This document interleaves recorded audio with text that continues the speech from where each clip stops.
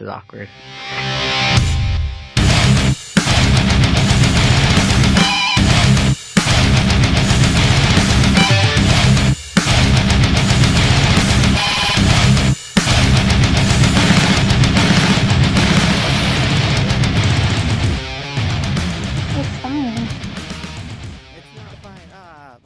Technology happens. It's fine.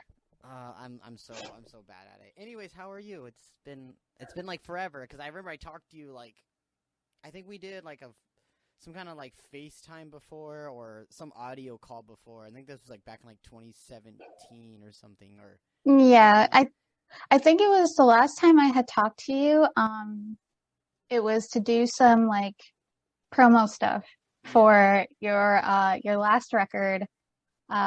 For Spill Magazine, which was like a hot minute ago. Oh my God. So, yeah, the review is still there. I know. You're a big rock star now. Oh my God, I wouldn't say that. But yeah, I often look back at that review. It's still there. And I'm like, how long we've been friends to like now it's been at like a hot minute. Yeah, I'm very excited for the future and the direction that we're going. There's a lot that's happening, so hopefully, fingers crossed, hopefully by the end of June we will have everything announced when it comes to the new record that's coming out, to the new lineup, to the new music video, and all the new members. Like, it's been a long time. It's been a year. No, I honestly, I think it's an exciting time for like a lot of bands because I feel like last year, if not anything, it sparked a lot of fire in a lot of bands to put some time in and some work into a lot of things musically. And if you weren't doing anything creatively with your band during the pandemic, I don't know, something was really happening where, I don't know, you couldn't find the time because, people were in lockdown. There wasn't a lot that you could really do. So like, if you weren't working on stuff like to, further yourself, band wise, I don't know what people would have been doing at that point. Well, I think it depends because, like, for our situation, it was going through a really fucked situation. Oh yeah, by the way, if you say bad words, you're not gonna get in trouble. if they happen to slip out. Okay. Yeah. No. Through. I'm not saying like I have an excuse really, but the excuse that me and a couple of my bandmates dealt with was, losing our front man. So, it was like we were kind of like all over the place of like trying to find other members, and we're just trying out, and it's just getting exhausted. So we're just like, hey, you know what? It's wintertime. It's like Thanksgiving. Between Thanksgiving and like I'd say the beginning of the year, I'd say January-ish, we like stopped completely. We were just like, hey, we're just gonna take a break. Everyone just do your own thing, and midway January we'll come back. And that's exactly what we did. We just took like 2.5 months off of just trying to push something and just kind of let ourselves reset. And then around Christmas time, we had this dude hit us up, and we were a little about it. We weren't sure. So, but we eventually decided to try towards the end of January, and then we worked with him for about 2 months, and it kind of seemed promising, and then some stuff happened, and someone else, another person kind of like came around and was like, hey, I can do this and this and this, and we were like, yo, like let's make this fucking work. So now member changes, blah blah, all that stuff. So now we're kind of like in this groove of moving forward. And that's why today was a little like important when it was like, hey, let's practice, let's jam, let's help teach me these things. I don't really know them, so I was like, yeah. But anyway, sorry. This is I always get back into talking about this stuff. This is about you. This is not No, me. it's fine. I feel like again I was in a similar situation, and again I feel like this is why kind of dovetailing into what you were talking about, I identify with a lot of bands because, you know, during the pandemic, I was going through some stuff as well. I was I was sick for a while and bedridden, couldn't do a lot of stuff. And it was something that I was kind of quiet about, didn't really want to talk to like a lot of people about because I wanted people to kind of focus on my like career and like the bands and stuff that I was working with or the artist that I was working with. Um, so that was something that I kind of dealt with privately. So I understand that people kind of have their own ways of kind of going through things. And sometimes you kind of have to disappear for a bit to kind of find yourself. And I think that happens with a lot of cases in most bands. And I think that kind of happened with the pandemic where everybody just kind of had to, whatever they were going through, had to disappear for a bit, kind of, refocus, recharge, recenter, come back into the fray. You know what I mean? And that's kind of what happened with me, where when I was coming on the verge of coming back into the scene, I didn't know really what I was going to do when I came back. I just know that I wanted to use my leverage from where I had come, from where I had came to where I was now, as a music journalist to help out other bands. So I kind of started looking at bands that really wanted that coverage, bands that really wanted to, really get their names out there because I noticed that I feel like I'm kind of like jumping around here, No, but you're good. Go, go. I feel like I try not to separate the two when it comes to signed and unsigned bands. And I feel like a lot of journalists kind of do that in a sense where one is more important than the other. I don't know if you're tracking what I'm saying when it comes to that, but like, No, I understand.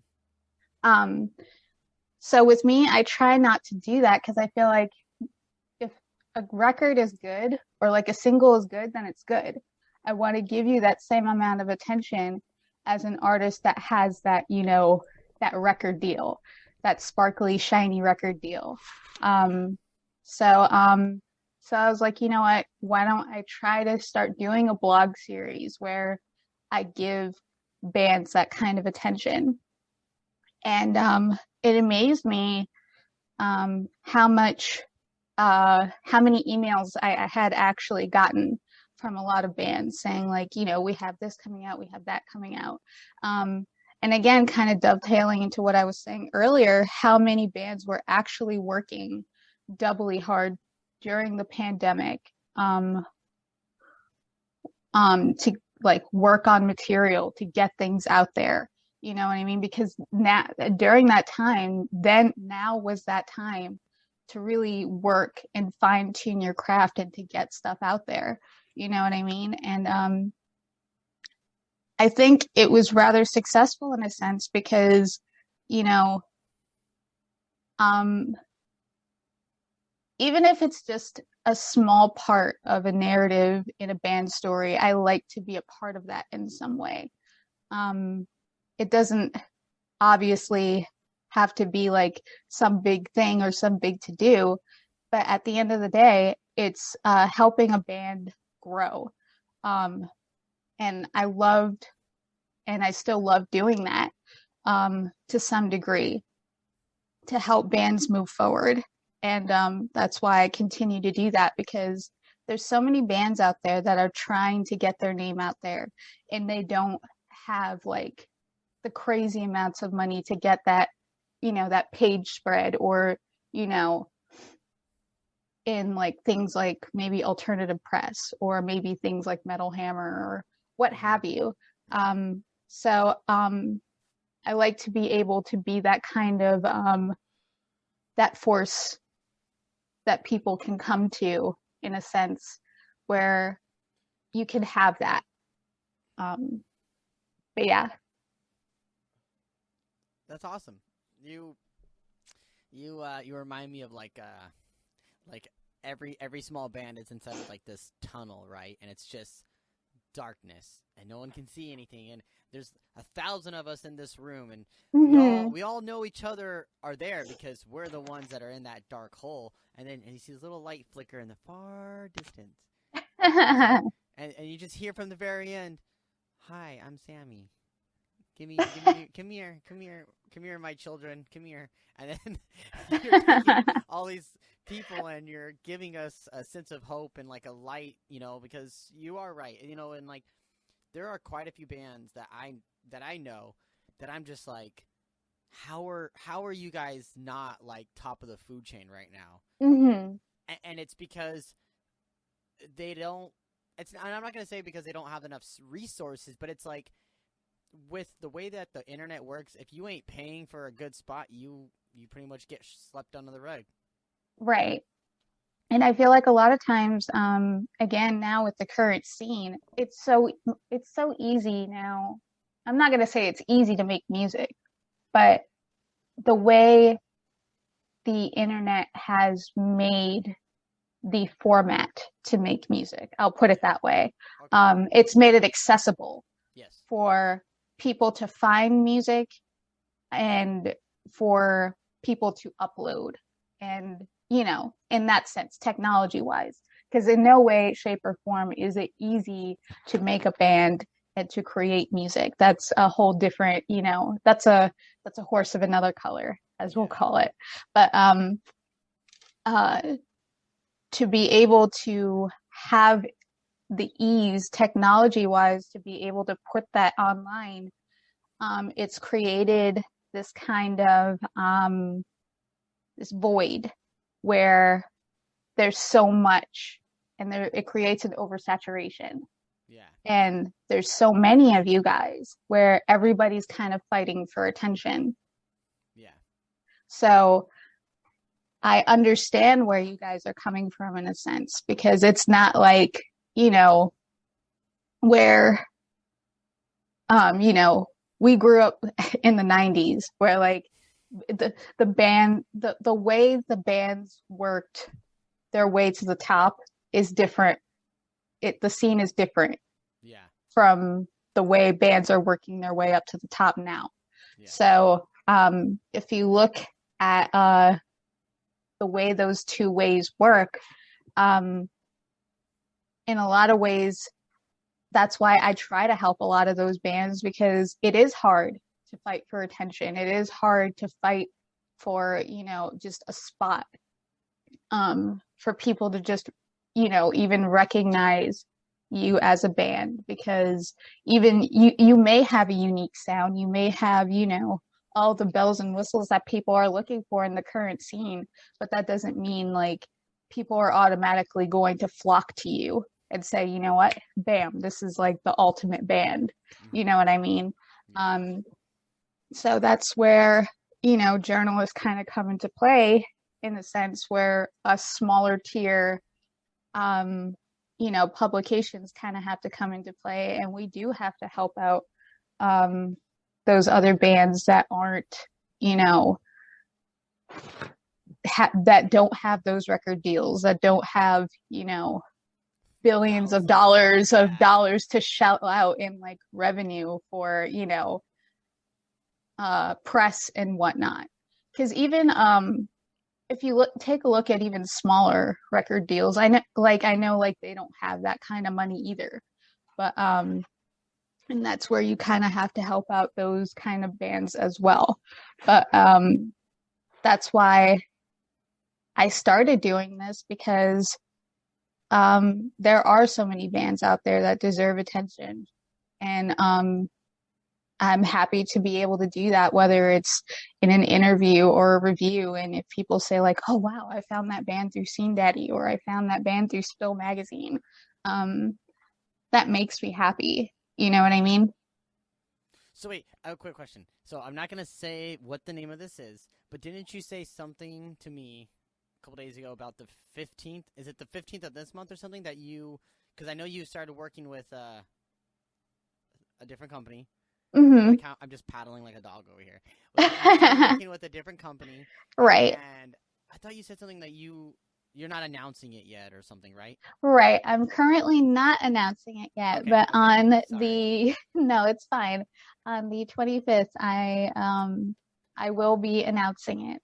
Okay. Um, but I am really happy about this particular position because I feel like since 2017, since I graduated, um, I've been fighting much like an artist kind of fights to, you know, either get signed or, just to get like what we were talking about, just a sense of position in the current scene.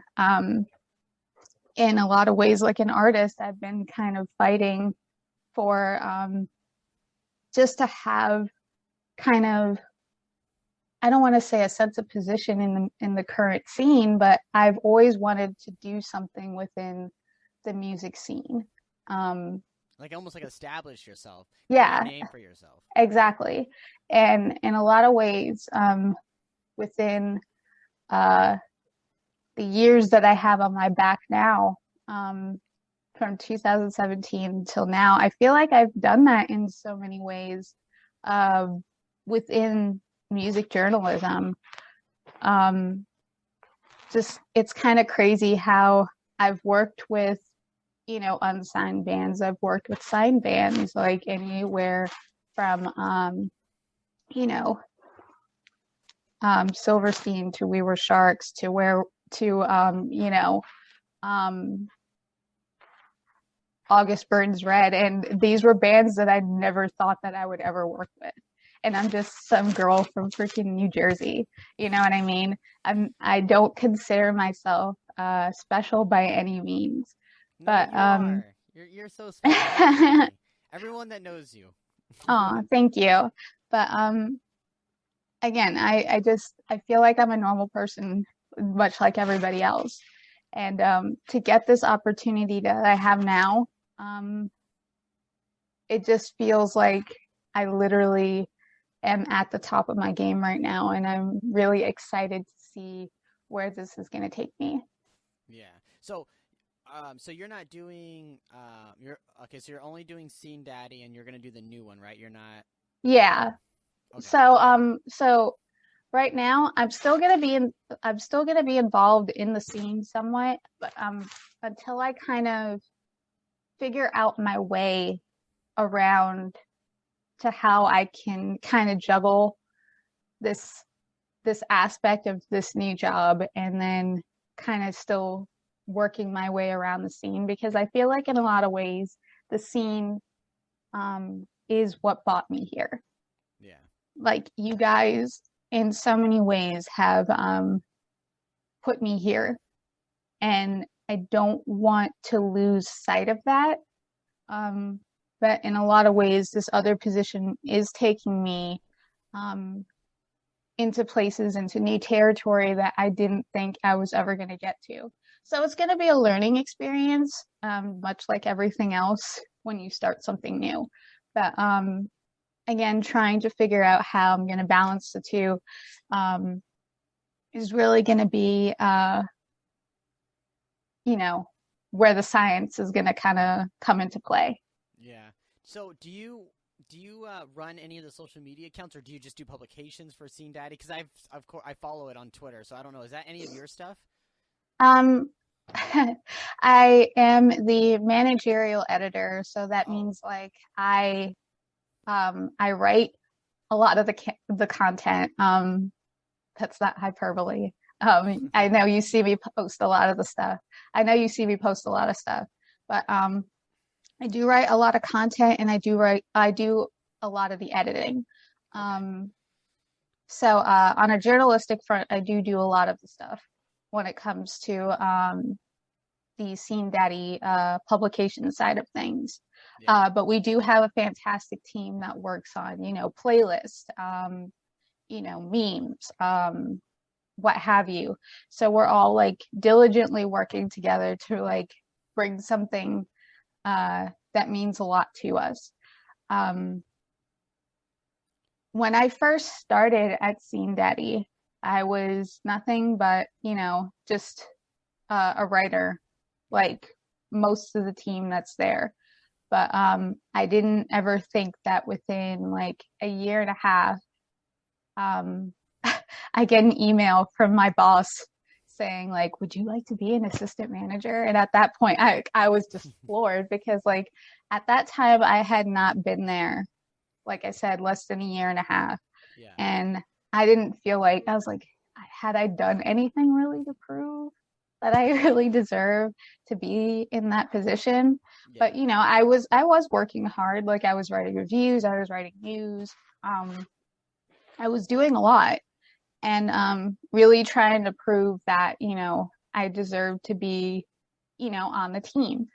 And, you know, once I got promoted to assistant editor, um, I got to give kudos to Tyler because, again, I was being exposed to something totally, new on all different fronts, meaning, having to run social media accounts, having to run a website, and just things that I didn't have to do before.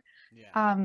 I had done editing and stuff like that in the past for like my university newspaper, but never anything like on a larger front on that level.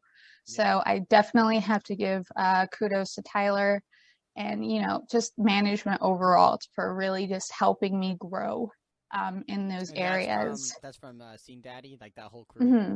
Okay, cool. Right. I just wanted to find out. No, that's fine. Um, and again, like even with Spill Magazine, before I even started working at Scene Daddy, Steven really taught me like just how to write overall. And I think my style of writing is what gets a lot of people like bands invested into my craft because if you ever notice, like my stuff is kind of artsy and kind of different compared to most people Yeah. that write in the scene. Um, Very true. but but he always taught me to always treat like your piece as if it were your canvas. Like don't just treat it as like something that's just you're gonna throw it away like in the next like few hours. Like I get like you have to do these things over and over again, but you're doing it like for the artist, not just for yourself. Because Yeah. it's going to be something that's going to live online. Like Forever. yeah, exactly. Whether you like it or you hate it, it's going to be something that's going to live online. So that's something that I do take from Steven and I apply it to anything that I write. Um, he taught me a lot about music journalism to begin with, and that's the main reason why I still periodically write reviews for him because he's just awesome to work with. And he did teach me a lot about the music journalism business overall. That's cool. That's so cool. I'm so happy for you. That's so awesome. The journey is it's still just the beginning because you're starting this new chapter, you know. Mm-hmm. But like actually something I was thinking about earlier today cuz I was thinking about like I was trying to think like cuz I was talking to my girlfriend about like, you know, the podcast that we're doing today together.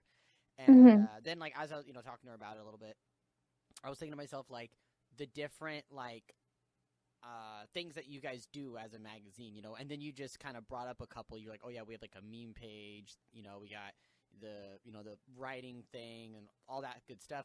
And then I thought, how funny would it be if you guys did a section?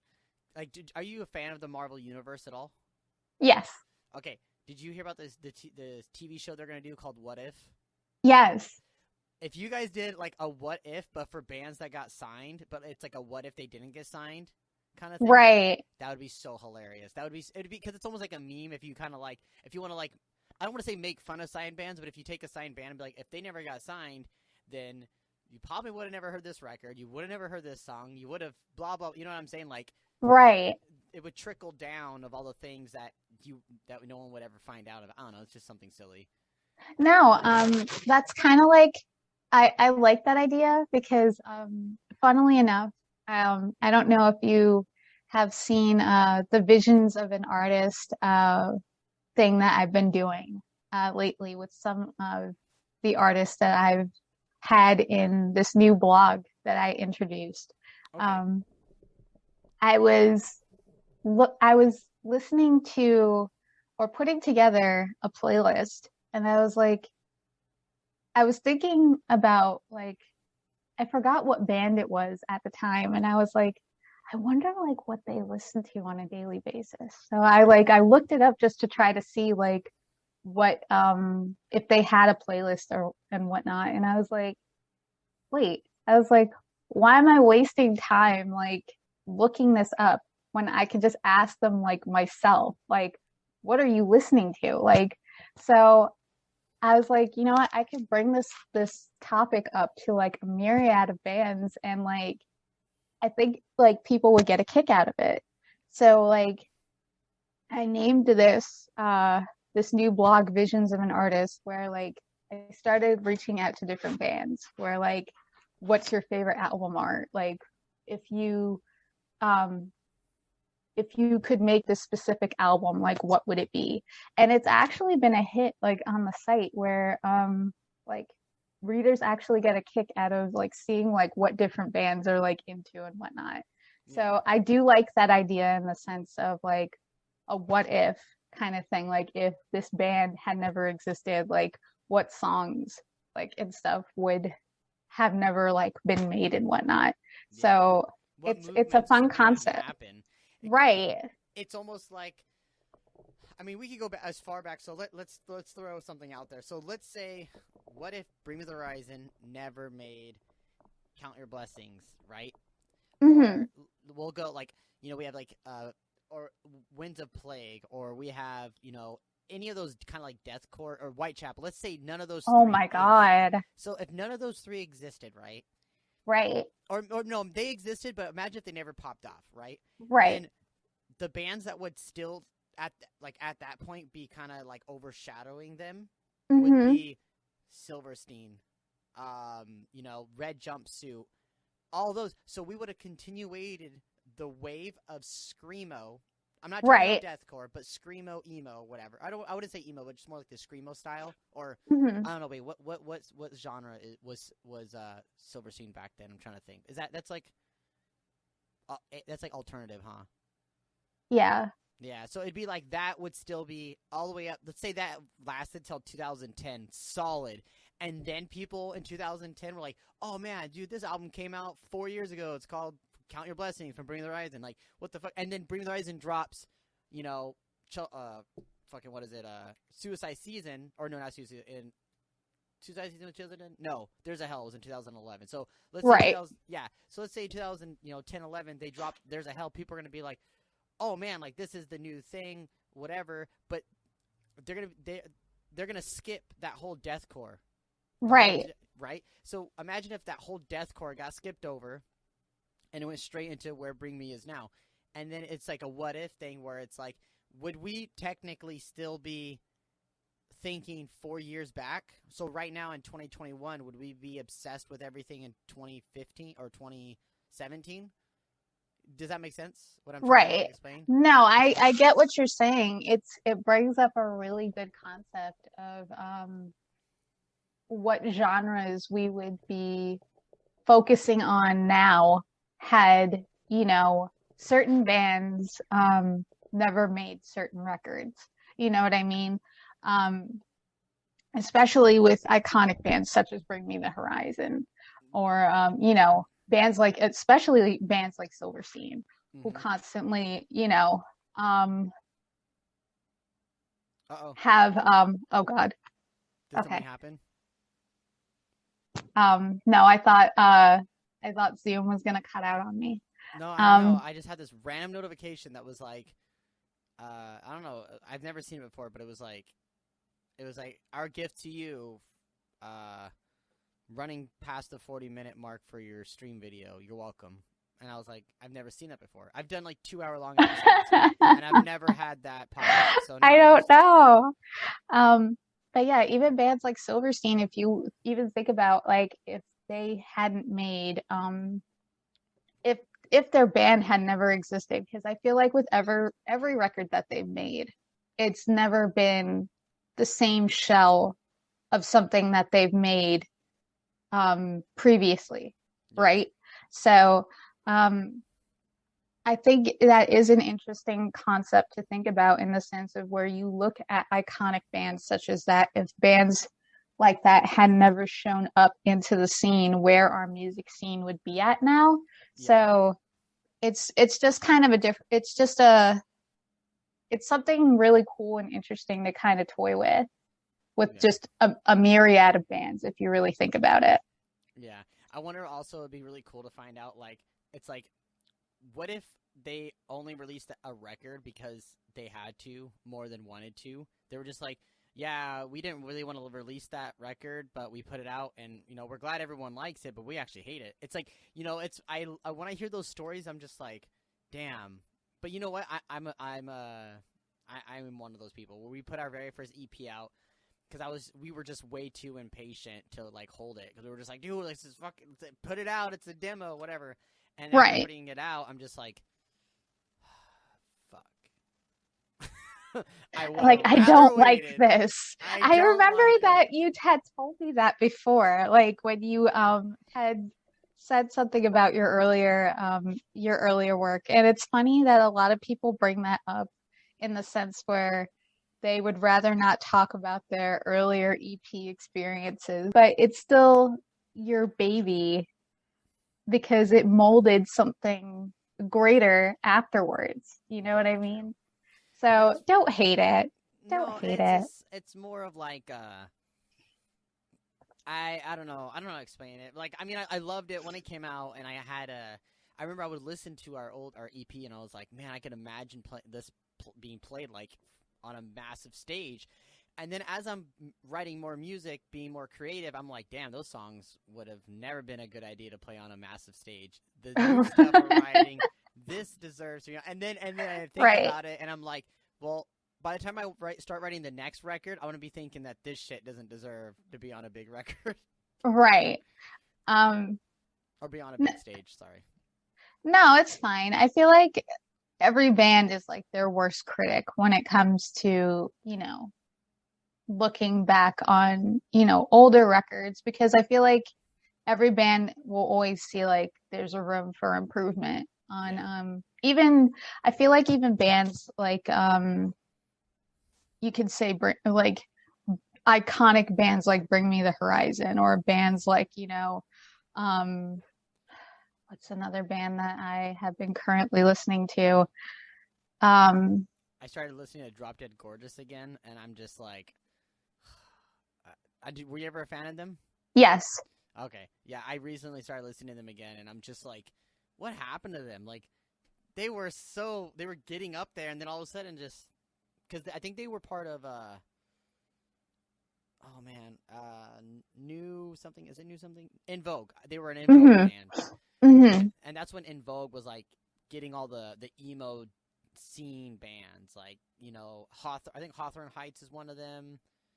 It was like Hawthorne Heights, Drop Dead Gorgeous. Fuck, who else is on? I haven't really thought about it in a long time. It's been a hot minute. Yeah, like legit, like just like everyone else, the only labels I've been really paying attention to over the last like 5 years, Solid State, um, Sharp Tone, Sharptone Stace. has been bringing some really great bands as of late. Oh my god, So, yeah, and my friend's band A Virtue is on Sharp Tone, and I'm just like, okay, Tyler, dude, get me on. shout out to Of Virtue if they listen to this I podcast. have no idea if they Severely, do.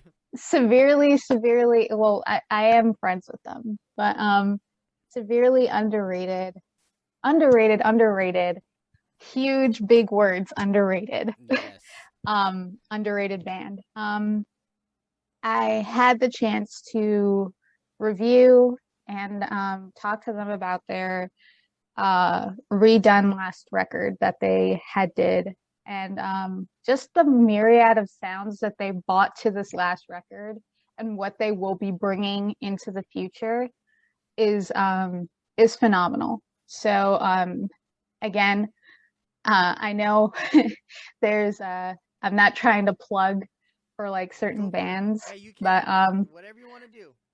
but definitely them. Again, the Last Titan. No, No, no. no, but um, uh, but definitely them.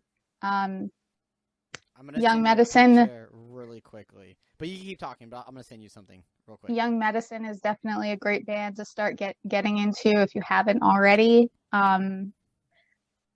Definitely a great band that's on the rise right now. That's on Fixed Neon. If you haven't listened to them, What Fixed um, Neon? Never heard of it. no, they're on a record label, Fixed Neon. Oh, no, Um, I have never heard of that one either. but Interesting. yeah, Young Medicine is a great band. Um, Varsity is another great band that everybody needs to get onto. Their Cloud City EP was phenomenal.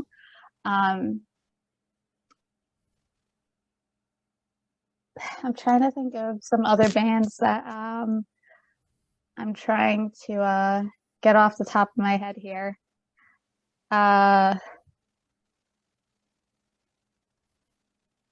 Sorry, I sent it to you. Yeah, I got like a bunch of notifications at once. I'm just trying to see if I got it. Yes, I did. Crashing Atlas is another great band that you guys can get into. And these are Severely, bands that you're working with personally? I have worked with a number of them personally, but Okay. even if I hadn't worked with them at all, but Yeah. I would still suggest that everybody check them out because Well, they that's nice are they are doing a lot of great things as of late. And if I haven't mentioned you, and if you are listening to this podcast, just know that I love all of you and I appreciate all of you because I have worked with a lot of bands. Um, uh, No just one's know gonna that get upset. You I know what? know, If you but want still. it, this is up to you. If you want to, you could send me a list of your bands, and I'll go in and I'll type in. I'll put all of them in the notes. I'll list everything you want me to list. um, but yeah, yeah, I try to at least shout out a few different bands that I've been listening to, because not only do they work very hard, I feel like it's just worthy to at least, just give them a listen, especially from all different genres. Dropout Kings, Oh um, yeah, nice. I have to give them a shout out because Adam Ramey has been a major force into uh, not only what I've been doing as a music journalist, he's a very close friend of mine Oh um, nice. that helped me when I was sick. And even after that, he's continued to be my friend and to help me grow as a music journalist and just overall as a person. So, big shout out to him. Uh, him and Dropout Kings. So, if you haven't listened to any of their music, I highly suggest you check them out as well. So I think I said like 5 or 6 bands. Yeah, I think they're doing another Glitch Gang tour, right? I think that Mm-hmm. technically they're trying to. Is it like a part 2, or are they trying to finish off the one that they didn't get to finish, or something like that? Mm-hmm. Yeah, I don't But remember because I think. Oh man, because I played with Dropout Kings, 2018. They were on tour, I believe, with OTEP, right. and I played with them when they came to Sacramento, and then either I saw them again. Oh, I know I saw them, but I don't remember if I played with them when later saw them again in Sacramento when they were on tour with Dead Crown. Right. I don't think I played that show. I think I just went because I just remember all the guys stayed at my house. I hung out with them for like 2.5 days, so I don't remember if I played or what. I hung out with them so much. I don't remember. That was actually really fun. We had some couple of really fun nights. But anyways, so what's exactly going on next? I know you can't really say what's happening, but have you yourself been doing anything musically, or are you just focused on all the other stuff? I haven't I wish I could do things musically, but I've been on the I can't speak right now. I'm so tired. Um it's okay. It's all a part of the music journalist gig. It's a good tired. Um as far as like what I've been getting into, just been again working with different artists, interviews, reviews, kind of have been just focusing on that for a while, just kind of building up those things, and just again, like as we were talking about before, trying to give different bands exposure during this really hard time, because even though you know it seems like times are getting a little bit easier, we're in no way, shape, or form out of the woods yet. No. When it comes to what we're dealing with now. So I'm still trying to, in whatever shape or form that I can, help out the scene in some way, shape, or form. No. No, no, no. Even though what I'm going Oh, it to, froze. It scared me. It froze. Okay. We're okay. We're good. We're good. It was like okay, 10 seconds. okay, good. Um, Even though, like I said, this new change, of course, may affect things somewhat slightly. Like I said, I'm still going to try to continue to work in the scene as best as I can, to help out as many different artists as I can, because I do enjoy doing that. And as I said before, it's people like you guys that have helped dovetail the career that I have now. Um, I know I mentioned like maybe a few bands that have helped, you know, pave the way in some shape or form for Yeah. me. But there's so many more that have helped me, and I'm eternally grateful for that. And if they do happen to listen to this, I hope they know that I appreciate each and every one of them. And the journey hasn't stopped here, because music is kind of like infinite in its own right, right? So it's like, right. That I would have to edit out. Sorry. But no, you're good. Sorry, keep going. You're good. Um, but yeah, all I was saying was that I'm hoping that this new job opens up a lot of opportunities, while I still can continue to open doors for other people, and make opportunities for others as well. Yeah. So, Well, that's really awesome. And I think honestly I don't remember. I just remember we became friends on Facebook. Because mhm, obviously, like I don't live in New Jersey and you don't live in California. So right. I don't remember. I don't even know how one of us found each other on the internet. But I think somebody. A friend of a friend. Yeah. So I think because I don't have my old Facebook, of course, and so I can't go back to our first messages. But it's like I'm pretty sure I hit you up first about Hmm. doing something as a writing piece, because I think I posted online like looking for exposure for our EP or whatever it was, Right. and I think someone tagged you or you saw someone share it, and I think that's how we got in touch. Right. Um, Maybe. yeah, I think, yeah, it was somebody that had shared a review that I had done. And then I got tagged in it, as most people often tag me in the stuff that I do for them, which I appreciate. Um, and then that's how I had met you. And you said that you were looking for like exposure on your EP at the time. And I had asked Steven, and I didn't think he was actually going to go for it at the time, because I never asked Steven for anything when Hmm. it came to like you know, doing my own reviews. Normally they were, at least at Spill, they're assigned to you. Okay. So when he was like, you know what, yeah, sure, go for it. I was like, really? I was like, this is great. Like I'm moving up. Like he's letting me actually do my own review and like there's like he's not actually like, you know, he's not complaining about it or whatever. So and he said like this actually sounds pretty cool. So I was like, he even actually likes it. So, it's a bonus on both sides. So Yay. yeah, Steven liked it. So when I did the review,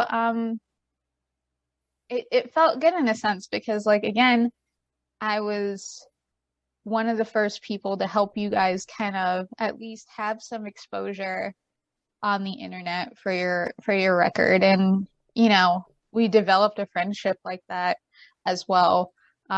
Just kind of working together over that one little thing. And Yeah. I like doing that in a sense. Like I know with bigger bands, like you can't obviously forge those kinds of connections. Um, I mean, depending. I can't say that you can't, but at least with smaller bands, I feel like you can forge those kinds of connections. And then if they happen to get bigger and they happen to remember that like who you are, like even better. But like I like to see bands as much more than just music that they churn out for us, so to speak. Um, so even though like yes, we work together and stuff, and like whether it be for a review or an interview or whatever for a record that may be coming out, it's nice to kind of have that dynamic where you can have that connection outside of work and still talk, but then like when you have to get down to business and actually talk about things, it makes things so much easier. Yeah. And I feel like, especially if you have to do an interview, it makes things so much smoother. I feel like, and I feel like the pieces come out a little bit more heartfelt and um, from a place of, love, not Yeah. just churning out something just to put on the internet. Yeah. Um, so a lot of people, I feel like that's something that's overlooked in a lot of areas when it comes to music journalism, and that's why I kind of like working with Scene Daddy in a sense because it allows me to do that in the sense Almost of like your where I freedom, kind of like a little freedom when you're doing all that stuff. right, I can approach it in a different medium where it doesn't have to be like all business in the Okay. sense of I can approach you as if we have been friends for like maybe years or whatever.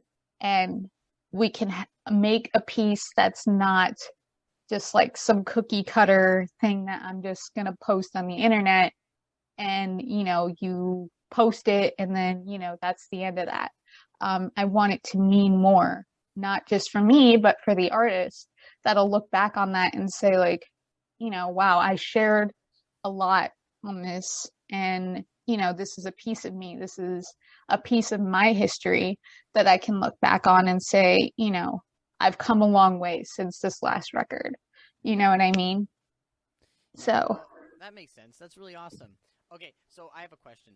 So if somebody wanted to get into what you're going into or what you're doing, where's a good place for someone to start? well, again, I went to school for writing and international studies. Um, I didn't think that either of those would take me to where I am now.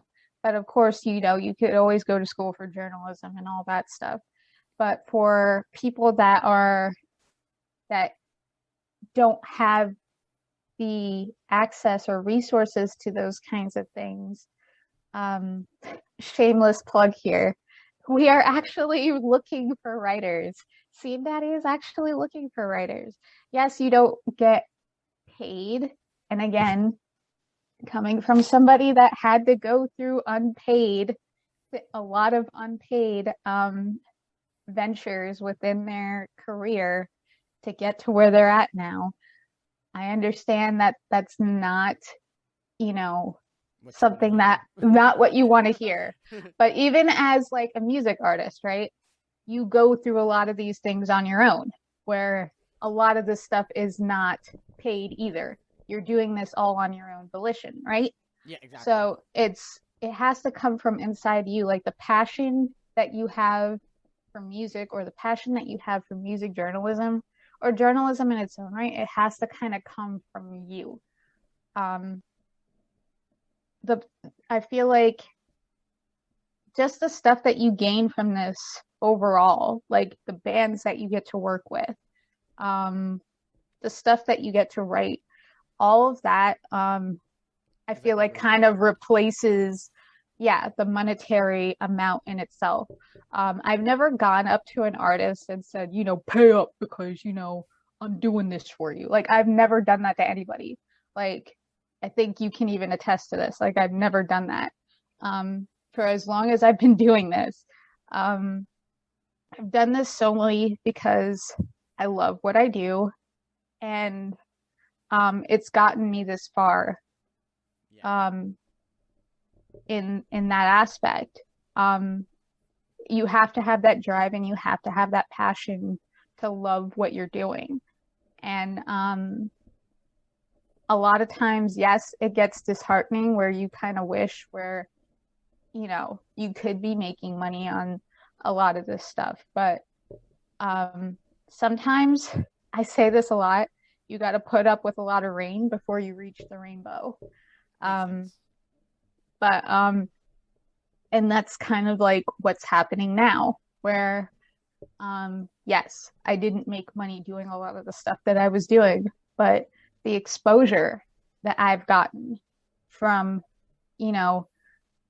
being exposed to so many different bands, whether it's from the US, whether it's from, Europe or Australia, or, even outside of that, I'm working with even bands outside of, even Europe now. So it's like the amounts of exposure that I've gotten from doing this.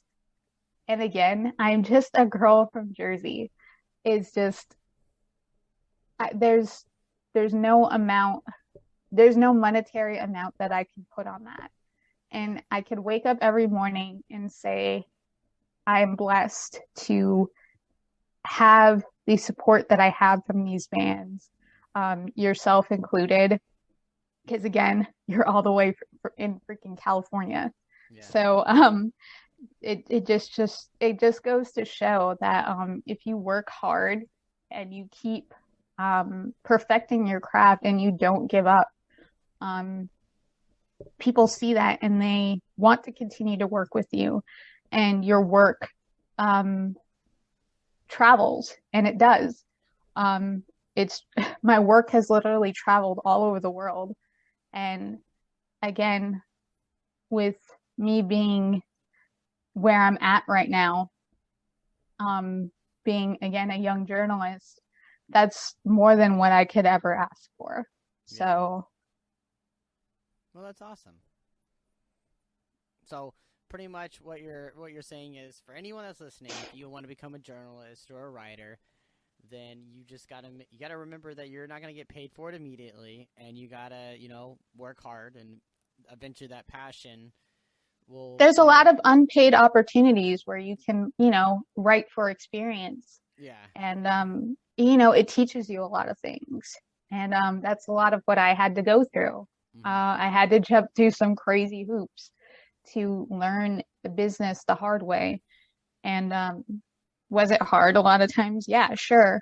Where there were times where I would get stressed out and I'd be like, it's been 2 to 3 years, like, why am I not writing for places like Metal Hammer? Why am I not writing for places like Mojo Magazine or Rock Sound? You know what I mean? So I think with a lot of people that want to get into this business, they think that it's just going to happen like, you know, overnight, and it doesn't, because a lot of people do want to get into this business, and it's oversaturated Yeah. in that sense, where there's a lot of people that want to do this, but they only accept very few. Yeah. So,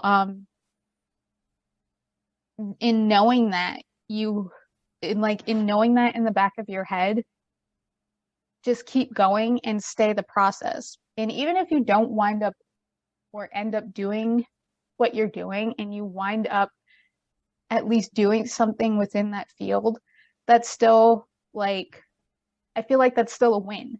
Yeah. Right? Because you're still working in the music industry. You're still doing something that you otherwise didn't think that you would have been doing in the first place. Yeah. So, like I said, it's all about perseverance, and if you really want it bad enough, just keep going and stay the course. Yeah.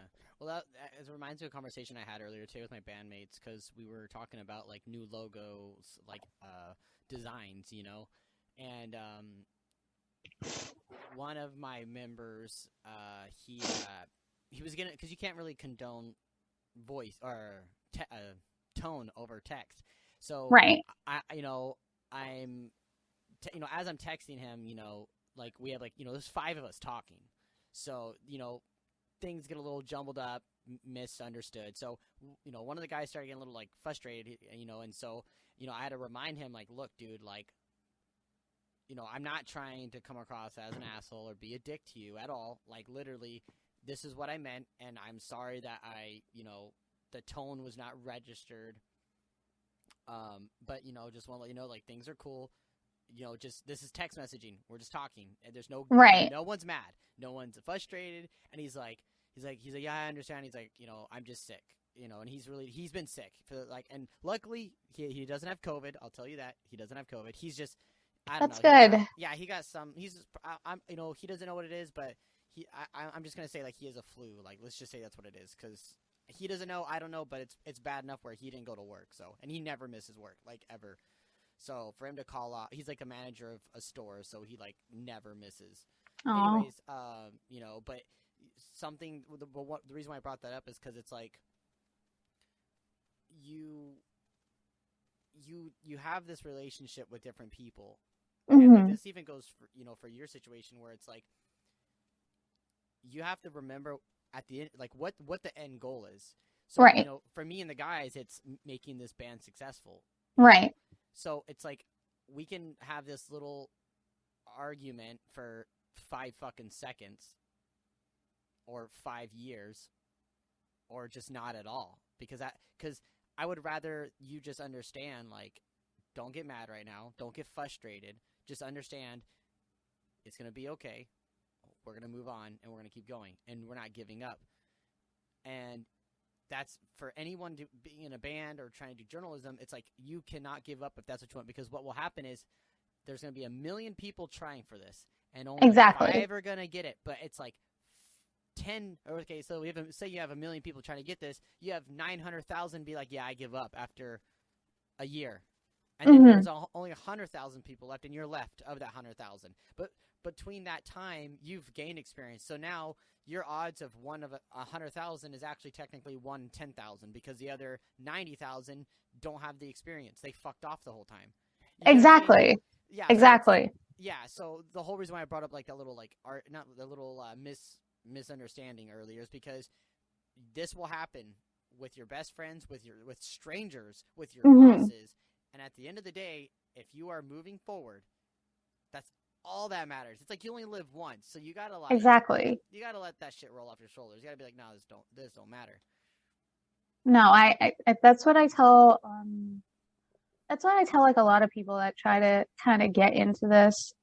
And even when I talk to certain, like, I think that's why I have like a close relationship with a lot of artists as well, because I feel like the grind between us is very similar. Yeah. Right? In the sense That's why of people hate me. People hate me, bro. People hate me. Okay, people don't hate me, but a lot of people just dislike me because, like, well, okay, I feel like a lot of people dislike me. And this isn't even from the music scene. This is literally just like growing up. Like I owned a skateboard shop, and a lot of kids. I found out that like all my friends, they actually like hated me. And my best friend at the time, David, like, because I had my skate shop for 2 years, had all my friends, Mm-hmm. and then I closed doors because our lease was up, and I wanted to go to college. So my parents, of course, weren't going to run it without me there. So we put it up, and it was successful. It was a successful business. We ran it for the 2 year course, and then I didn't want to do it anymore. So that doesn't mean we failed. We didn't. Mm-hmm. I just went and did something else. And one by one, like all my friends would just stop talking to me. And when I was like, hanging out with my friend David, he explained to me, he's like, yeah, man, those guys would always talk shit about you behind your back all the time. And I was like, Wow. really? And he's like, yeah, dude. He's like, they were so jealous of the fact that you had a skateboard shop and you could get boards whenever you wanted, or like you can get shoes, you can do this. And it's like they realize that like I have to pay for that shit. It ain't free. And like I legit had kids think that the government gave us skateboards to sell to them. Oh my God. Like we got robbed twice. And like people like would be like, "Well, I mean, don't you just call the government and they just give you stuff to sell?" And I was like, "No, that's not how that works." And they had no idea that like we had to go find these resources and go to these warehouses, these businesses, and buy in bulk, like a Costco, but it's all skateboarding stuff. Right. And I yeah, don't like know why they would even think that because every business kind of has to like run that anyway. yeah. So starting around that age, anytime I made friends with someone new, I would refrain from telling them certain things about my life because Hmm. once people like found out this and this and this about me, they'd start like developing some sort of like jealousy issue. And I Hmm. noticed it. It's and like I said, it's as time has happened, it's less and less and less. But like I said, when I was younger, it was like the skateboarding thing. Man, when I realized like all my friends besides my friend Devin and David and Christian, those are the only three that actually stuck with me from Right. like that whole thing. And there was about like 50 kids, and I thought all of them were my friends, but no, like all of them I guess talk shit behind my back, and it fucking broke my heart. I was like devastated because I thought all these kids were my friends. Like I'd buy them food. We'd have pizza parties every Friday. Like I'd bring all the kids to the skate shop and like we'd hang out. Like we did like we even hosted. We even like brought this thing called Central Valley Am Jam to Modesto and Ceres area and like Ripon and stuff and like Ripon. It was Ripon, Ceres and oh my god, why can't I think about this? Oh my god. Oakdale? I think it was Oakdale. I think it was Oakdale. No, Oakdale's wrong. What the fuck? Riverbank. Riverbank was the other place.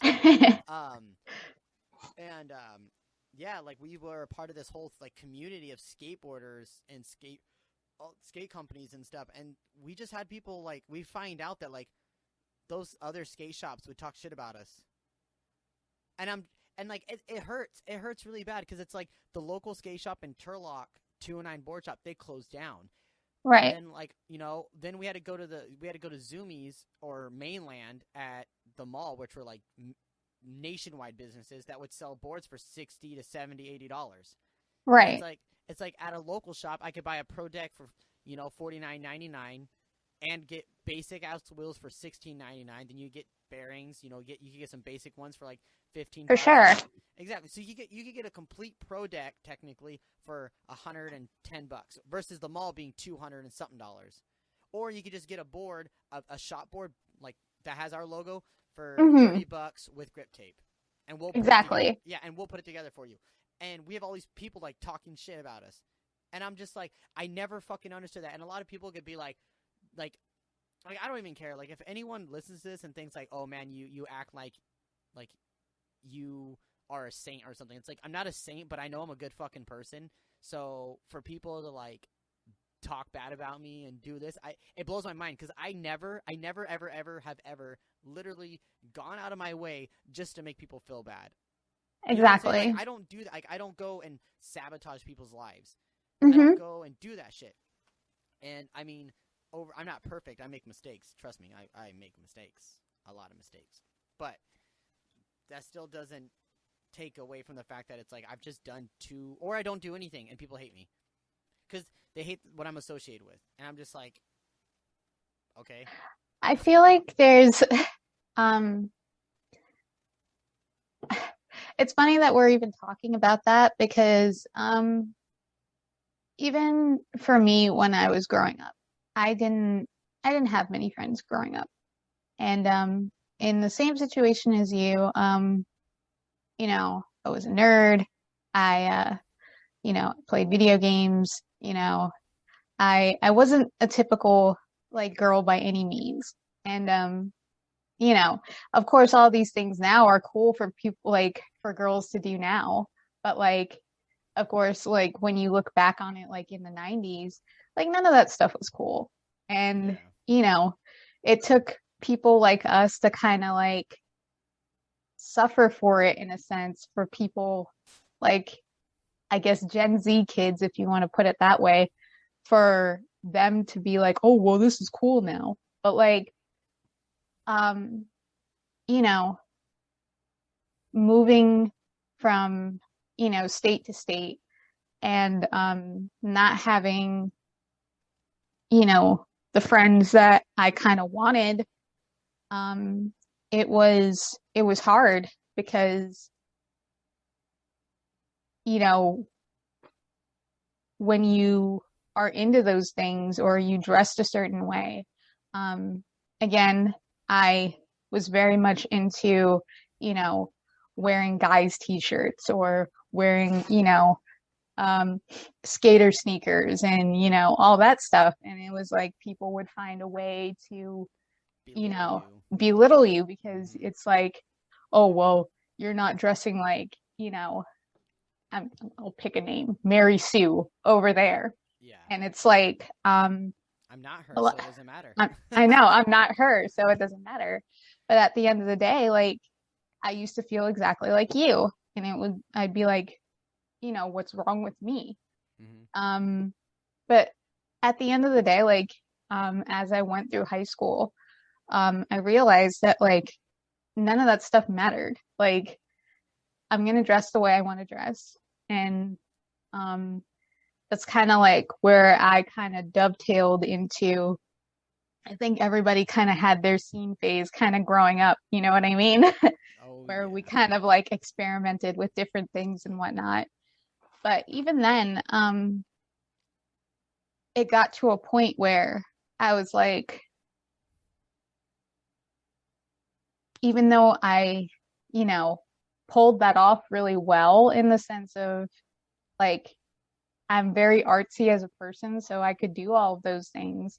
Um, it got to a point where people were just kind of friends with me because of like an aesthetic. Okay. And it was That's like, terrible. That's kind of messed up.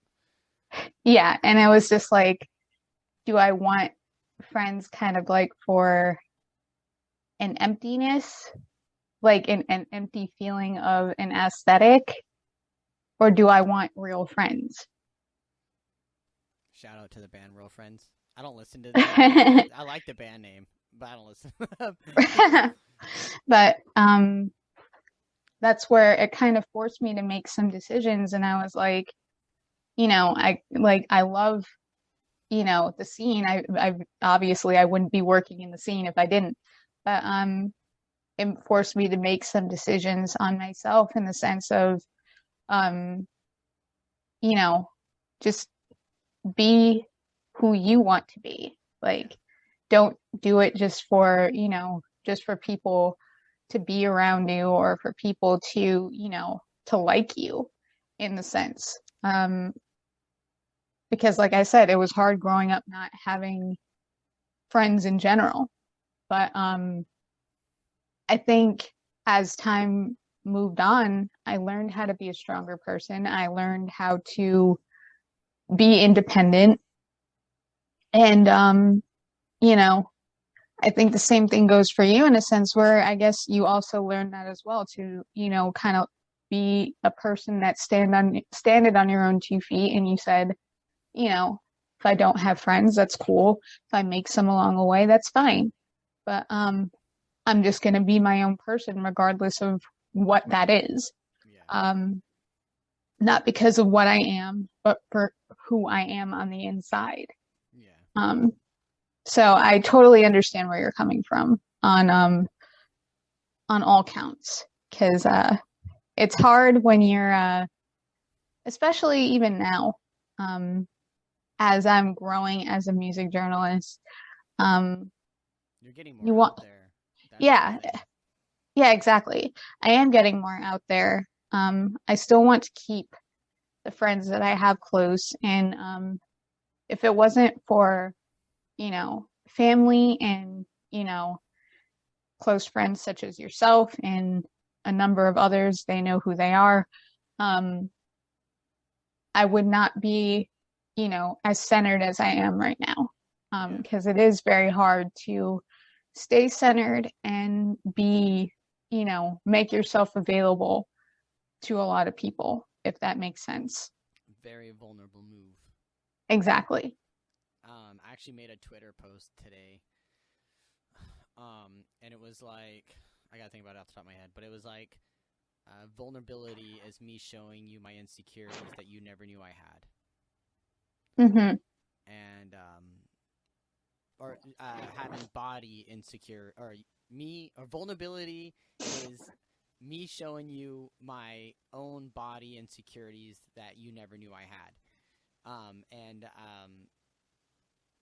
What made me think about that was the fact that it's like, over the last, like, long while, like, I've had a lot of my own insecurities of, like, my own physical appearance and everything. And everyone that I know is always like, no, you're beautiful, you're wonderful, you're handsome, you have beautiful long red hair, or whatever it is, and it's all, it feels really nice and great when someone acknowledges it and says something, Mm-hmm. but it's like, in the back of your mind, you're just like, thanks, but that's not the truth. And I think every single person does this subconsciously. They don't Right. want to, but it's just because they've developed this truth that is false. It's a false Right. truth of them being unattractive or whatever. But I don't know why the hell we're even talking about this. I don't know how we got here. Oh no, I think you froze. Why? No. Okay. Wait, okay. I totally froze. All right. I was kind of like saying, like, I don't know how the hell we got here. I don't know why I'm talking about all this. So we're gonna stop talking about all this sad stuff. No more sad stuff. We're putting a we're gonna put a halt on that sad We were stuff. talking about life. Yeah, I know. Oh my god, we're halting on life. Two things before I let you go though, because we're like actually going to like hour and a half, which is awesome. So first thing is, my buddy Kevin Lovejoy was actually a friend of mine before I actually opened the skateboard shop, and he was a friend while I had it, and he was a friend even to this day. He's even been to my shows, and he now lives in LA. Like, he's been to like my LA shows, and like, he's just an all-around great dude. And I'm just giving him like a shout out right now because I know he listens to the podcast because he sends me like screenshots of him like listening to it and stuff. So thank you, Kevin. I didn't forget about you. I know you were my friend before and after the skate shop. I just want to throw that out there. But okay, so before we wrap it up, these are the actual two things that I have. So I'm not sure if you've ever listened to any of my episodes, but with it being the titled the Breakdown Riff podcast, I would like to ask you, what are your best top 3 favorite breakdowns ever, if you have them? Oof. If I were to choose, you can do some soul searching if you have to. It's okay. I recommend an oldie, a new one, and one that kind of fits in the middle. That's a good way to start. Unless you want to do 3 new ones, that's fine with me. Oh boy. You're really putting me in a bad place here, Ryan. You know what? All the people that you work with are going to be like, she better choose my band. She better choose my band. I'm just kidding. I feel like Code Orange has some really sick breakdowns when it comes to when you listen to any of their music. I don't know if you Yeah, feel where I'm I've coming I've from. I've been to a Code Orange show long time ago, very long time ago. Um, I love Code Orange. It was them, Especially, Comeback Kid, and Jesus Peace all in the same bill. oof, It that was must have been insane. oh my God. Yeah, Code Orange has some pretty sick breakdowns. Um, I don't think there's a song where you can listen to on any of their records where it's like you can't look at that and just you can't listen to them and be like, this is freaking insane. Because some of the stuff that they come up with is just like you wonder Yeah, at times where it comes from because it's like you is that coming from your brain or like where is it even coming from? yeah. Because it's some original quality stuff. Um, where I guess if I had to choose another, um, Architects has some pretty nice breakdowns. Okay. Um, The only song I know is Doomsday. That's the only song. I've tried to listen to them, and I'm just like, when I listen to them, I'm just like, I'd rather listen to Parkway Drive. Parkway Drive does have some nice ones. They do have some pretty good ones. I'm not gonna lie. So, I can be with you on that one. Are you a Um, breakdown kind of person, or is that something you look for? No. I do Oh, okay. actually. Because again, being a scene kid, that was that was something that we kind of, I guess, we grew up with back in our day. The Um, expectation, the that was the breakdown. that was the expectations for us, Yeah. where you needed solid breakdowns. I feel like that got kind of lost along the way as years kind of progressed, but I think we're getting to a spot now where those are kind of coming back, Yeah. but better. Um, and but they're coming back better and in full form now. So Okay. I'm really happy about that. Especially I don't know if you listened to Architect's latest album. Um, I tried, and I was just like, this is not my vibe. oh, I just can't. I don't Ryan, know. I just couldn't. I'm sorry. Ryan. I tried. Everyone was talking about it, so I was like, all right. So I was at work, and I just literally put it. I listened to the whole record front to back while I was at work, and I was just like, eh. And then, oh look, Ask Alexandria, Stand Up and Scream. That looks like a good song to me. Just went right back to my 2008 phase. Oh, okay. I'm Well, it's sorry. fine. I It's tried at least. fine. Okay. It's okay. You're fine. You're fine. Um, uh, I guess if I had to choose another, It's your last one. Make it good. It's your last one. Drum roll. do they, but do they have to be like in a specific order though? No, Because, no, it doesn't have to okay, be. okay. I feel like, yeah, Mesmer. I'm gonna, I'm gonna send you the song. Okay, yeah. If you just send it on over to me, then I will listen to it on my drive. Cause yeah, I'm like, I gotta drive like 2 hours south, so I'm like, I'll be there. I'll be in the car for a while.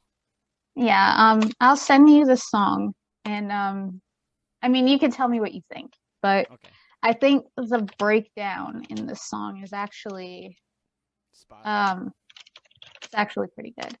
Okay, cool. Facebook, where are you? Okay.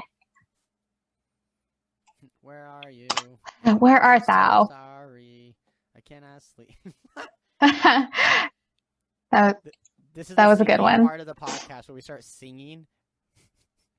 Don't waste your time. Okay, I'm done. Oh my god. Okay, so thank you for that part. Now, something to wrap it all up. How can people find you on the internet if they wanted to contact you? Don't And find me. I'm just kidding. okay, that's fine then. You know what? She said, leave her alone, everybody. That means No, I'm you're not gonna fine. post the podcast, so no one's gonna hear any of this. No, on Twitter and on Instagram, it's both Sammie is a star. So you can find me on there. I actually have a very cheesy Spotify playlist called Sammie Stars World if you want to go and follow that as I well. love it. That's awesome. I'm gonna go find that right now. It has a bunch of different songs. I have a myriad of different genres on there, different genres of rock and outside of that, just things that I listen to on a daily basis. Because if I'm not listening to rock, I'm listening to, stuff from Final Fantasy or, Near Automata Wait, or what is it called? It's called Sammie Star. Sammie Stars World. Or Am I spelling it wrong? hold on. Do I need to send you a link to that as well? I don't know. I might be spelling it wrong. You might be. Hold on. Are you spelling it with an IE? Yeah. Sammie. Oh, Sammie Stars. Yeah, with two R's. R's. Uh-huh. Okay. I think it's because Sammie's. So it's Sammie with. Interesting. Hold on. Yeah, no, it's not coming up. Hold on, I'm gonna send it to you. Yeah. Sammie's Star. Oh, wait. Is there supposed to be an S? Stars. World. Yes. Yep, nope. I got nothing. Hold on. So No, you're fine. I'm sending it to you right now. Okay, actually, I actually made like a bunch of. I deleted and deactivated all my social media accounts last year, so I actually have to re-add you on both Instagram and Twitter because I have new ones now. Oh, yay. So I sent that to you. Okay. But yeah, so if anybody wants to follow those, they can. I tweet about obviously music or video games. We love Possibly mostly throughout the day. So yeah, if you don't find any of that stuff particularly boring, then go ahead and follow. And I'm a big nerd on classic films. So yeah. Okay, so what about if they wanted to find your? So you do if they so any? Oh my God, I'm like don't know how to ask this question. So with you doing Scene Daddy stuff and you continuing forward with what you're gonna be doing, but you're gonna stick around with it, can they still expect to find your stuff through Scene Daddy, or is it kind of like you're just like someone that overlooks everything and then whatever people read, you're like, yeah, I was most likely a part of that kind of thing? I'm still gonna be working on content. I don't feel like that's something that is going to go away. Okay.